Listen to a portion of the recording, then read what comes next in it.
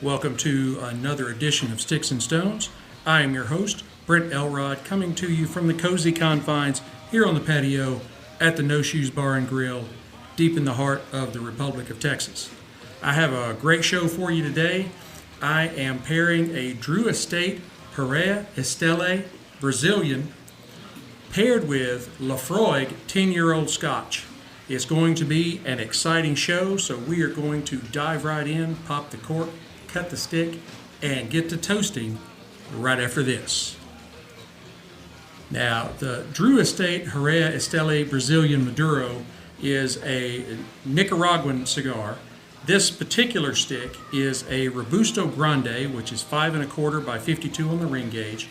The filler is Nicaraguan. The binder is a Connecticut broadleaf, and the wrapper is a Brazil Mata Fina. It is a full-strength cigar that visually is a beautiful, beautiful dark brown. It's got minimal veining, tight yet visible seams, and a triple cap. Now on the nose, I get leather, some fresh earth, maybe a little bit of coffee, some hints of cedar, and something along the lines of like pipe tobacco, kind of that sweet tobacco-y aroma. Now, we are going to cut this using our Cigarism hollow cutter. Just take off a little bit, just like that. A perfect clean cut, courtesy of my friends over at Cigarism. Stop by their Amazon store and see them. They have everything you could possibly want for the cigar smoker or pipe smoker. Now in the cold draw, this is a very easy draw. I get some notes of maybe like saddle leather, a little bit of spice, some chocolate. I get more earth and kind of a creamy sweetness. So this is just a wonderful stick. I think it is going to be a good one for us. Now, Laphroaig 10-year. Laphroaig has been distilling since about 1815. It was originally distilled with just the leftover grain that was not used for cattle feed. However, in the 1830s and 40s, it began distilling commercially and is now a member of the Beam Suntory group. It is an Islay Scotch, so it is a little bit outside of my normal regions, but I try to be fair. It is 40% alcohol by volume. That's 80 proof. The mash bill is 100% malted barley, and it is aged 10 years in ex-bourbon barrels. So let's go ahead and uncork it.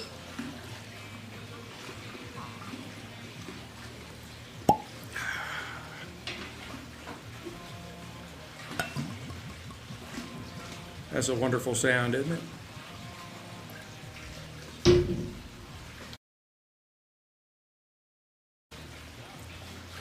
Sorry, I had to cough there, so I muted for just a second. I didn't want to cough in all your ears.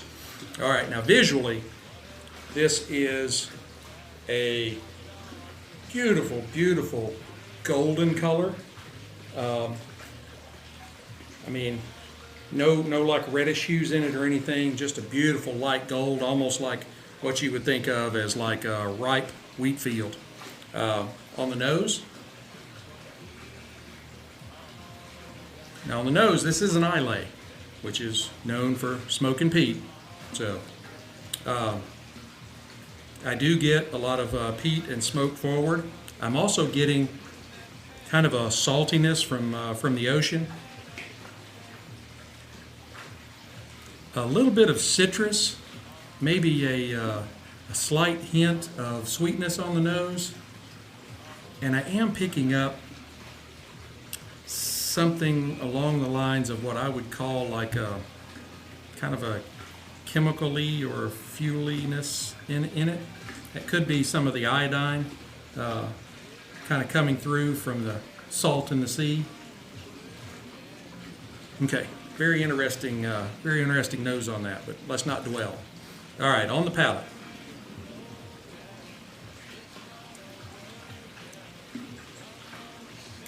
Wow. Okay. There's a lot there for me to digest. Give me just a moment. Okay. It is peat forward with, it's more than just smokiness. It's almost like a little ash from the fire, I think. But I'm also picking up some notes of honey. Let me try another drink here because I think I'm picking up a little citrus in there too.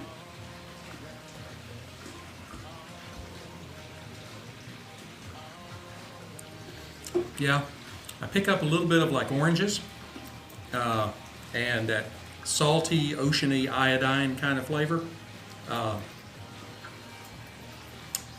That sort of chemical-y note that was on the nose. It does come through on the palate as well. It's not really what I would go for, but I'm going to be fair in the review. Let's try another drink. This will be number 3.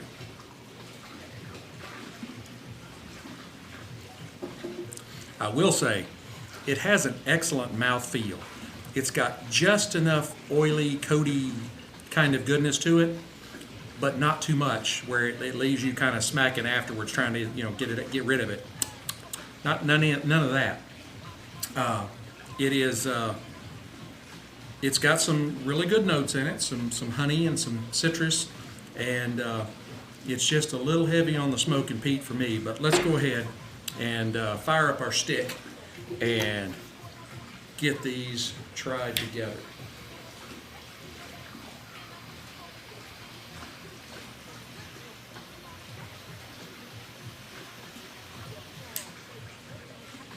Excellent amount of smoke coming off the stick.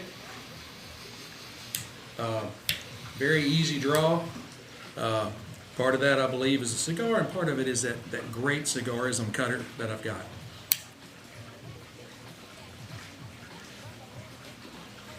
I used my Rocky Patel Envoy 5-torch from about 2 inches away.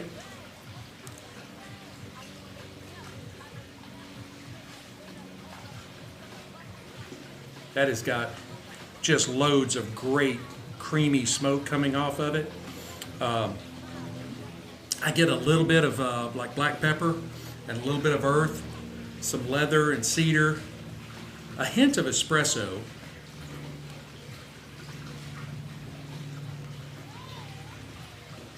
and some orange peel. And then again, I think I told you I picked up like a little bit of pipe tobacco in the nose. I also get that a little bit now that the stick is lit.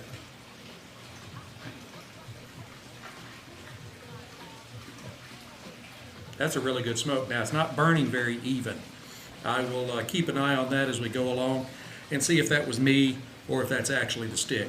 But let's go ahead and try these together.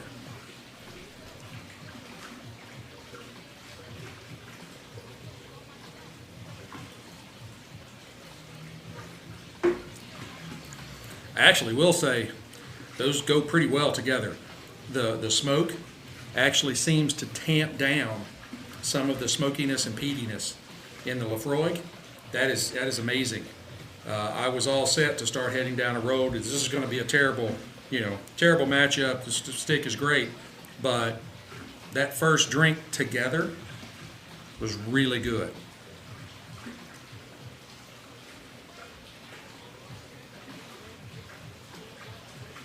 Now the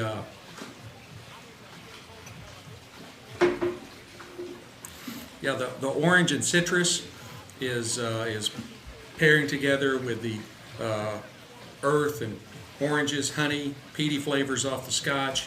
There is that still that kind of light chemically note that is a little distracting, but I'm going to go ahead and burn this stick down to the halfway mark, and I will come back and give you an update. Hey Stoners, I am back.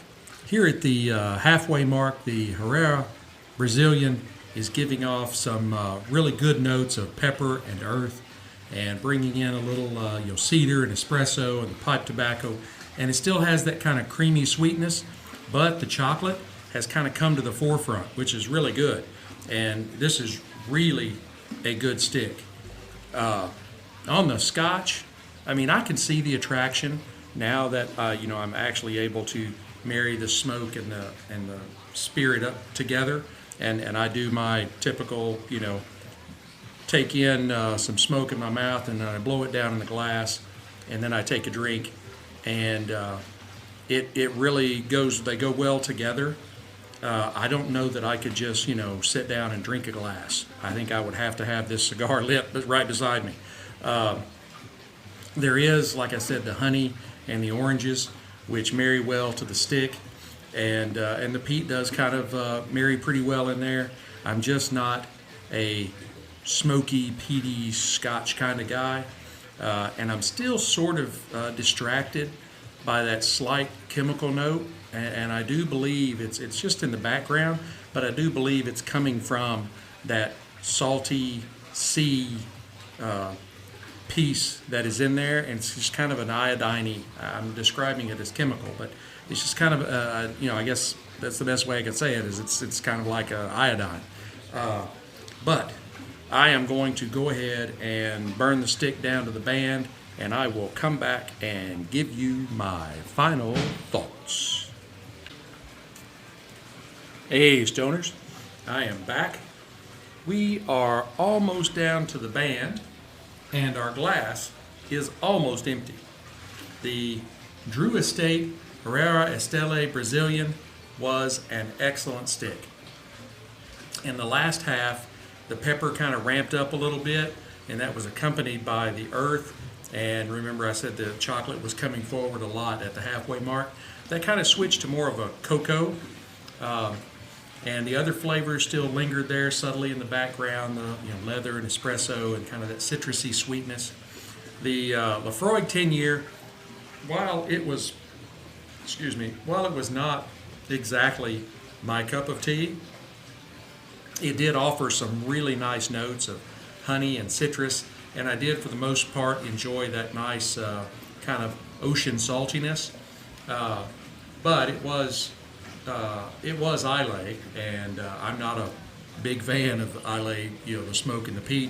I do like Bruichlladic's Classic Laddie, but that's it's Islay, but it's low smoke, low peat. I would give the Herrera Estelí Brazilian a 91 matchsticks out of 100. It was really a great smoke that I would recommend keeping in your humidor. The Laphroaig, even though I'm not a big fan, it was a little too smoky and peaty for me. It did have some positive attributes. If you're an Islay fan, then it might be right up your alley. I tend to like more of the Highland, Spacesides, that kind of thing. It did go well with this stick. Like I said, when I would take smoke into my mouth, take a drink, and they blend together, they blended very well. It was just when I tried the spirit alone that I wasn't quite as much of a fan. That is it for today's episode. I want to thank all of you for listening. Please hit like, subscribe, share, notify so you can stay caught up with my latest episodes and when I drop new content. Tell your friends. Since I moved over to Podbean, listenership is exploding, and I am very grateful to everyone that is tuning in. Leave me comments, send me DMs, let me know what you think of the show, or send me a request, or just say hi.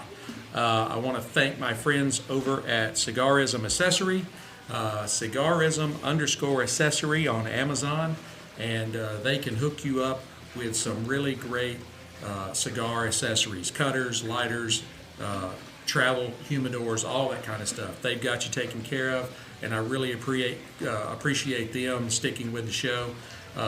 Until we get to fire up again, keep your sticks dry, your stones cold, and have a great day.